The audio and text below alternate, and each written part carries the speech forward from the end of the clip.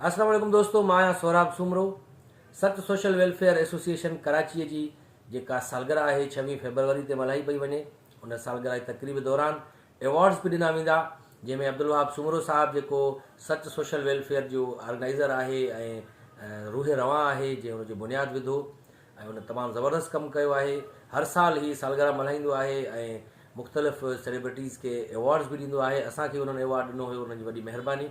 ऐं हाणे हुननि हिकिड़ी नई रिवायत क़ाइमु कई आहे त उहे आर्टिस्ट जिन खे कोई बि एवॉर्ड नथो ॾिए कंहिं बि तकरीब में, उन्हनि खे ई घुराए करे ख़ासि करे एवॉर्ड ॾिए थो। ख़ासि करे असांजो प्यारो दोस्त आहे, शागिर्द बि आहे, अकबर उत्तरादी, उनखे मञता एवॉर्ड बि ॾिनो वेंदो। सो जेके बि कराची सचल ॻोठ ऐं हुनजे आसपास दोस्त रहनि पिया, उहे शहीद बेनज़ीर भुट्टो लाइब्रेरी में 3 वॻे पहुची वञनि, जिते सच सोशल वेलफेयर एसोसिएशन जी सालगिरह बि मल्हाई वेंदी, केक बि कटियो वेंदो, मौसीक़ी जी महफ़िल बि थींदी ऐं मुख़्तलिफ़ फ़नकारनि खे एवॉर्ड्स बि ॾिना वेंदा, मुख़्तलिफ़ शख़्सियतनि खे एवॉर्ड ॾिना वेंदा, उन्हनि खे मञता एवॉर्ड उन्हनि जी ख़िदमतुनि जे एवज़। सो अवां ज़रूरु अचिजो शहीद बेनज़ीर भुट्टो लाइब्रेरी 26 फरवरी मंझंदि जो 3 वॻे।